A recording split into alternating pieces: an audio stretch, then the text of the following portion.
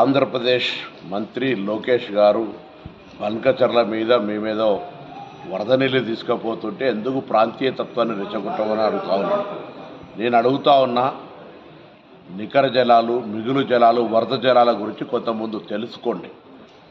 తెలంగాణకు ఆనాడు ఉమ్మడి రాష్ట్రంలో ఉన్నటువంటి నీటి లభ్యత దృష్ట్యా 968 టీఎంసీలు తెలంగాణకు, 531 టీఎంసీ ఆంధ్రప్రదేశ్కి ఇచ్చిన తర్వాత ఆ నికర జలాల మీదుగా మిగులు జలాలతో తీసుకున్న తర్వాత వరద జలాల గురించి ఆలోచించాలి.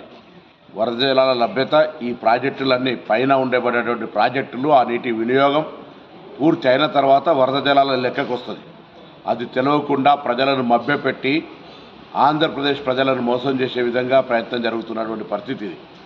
తెలంగాణ ప్రజలకు సంబంధించిన హక్కు ఆనాడు ట్రిబ్యునల్స్, కేంద్ర ప్రభుత్వాలు నిర్ణయం చేసిన ప్రకారంగా మా నీటిని ఒక చుక్క కూడా వదిలిపెట్టుకోలేము. గతంలో ప్రభుత్వం ఏదైనా పొరపాటు చేస్తుంటే మీరు ఒక పద్ధతి ప్రకారంగా ఉండాల్సినటువంటి సీనియర్ నాయకుడు చంద్రబాబు నాయుడు గారు, వారి పట్ల అందరికీ గౌరవం ఉంది. కానీ ఈ దిశలో నీటికి సంబంధించిన అంశంపై ఇరు రాష్ట్రాలు ఘర్షణ వాతావరణం తెచ్చుకోవడం మంచిది కాదు.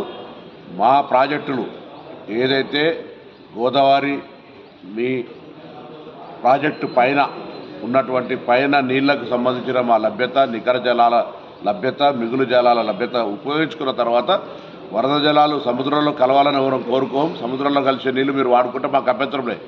కానీ మా కోట, మా వాటా, మా నీళ్ల యొక్క వినియోగం పూర్తి కాకముందే మీరు వరద జలాల పేరు మీద దాన్ని ఏదో చేస్తున్నామని చెప్పి దాన్ని ప్రాంతీయ అసమానతలు రెచ్చగొడుతున్నారనేటువంటి మాట తేవడం పొరపాటు. మేము మా రాష్ట్ర ప్రయోజనాలు, మా రాష్ట్ర రైతుల హక్కుల కోసం బాజాప్తా మాట్లాడతాం, మేము కాపాడుకుంటాం.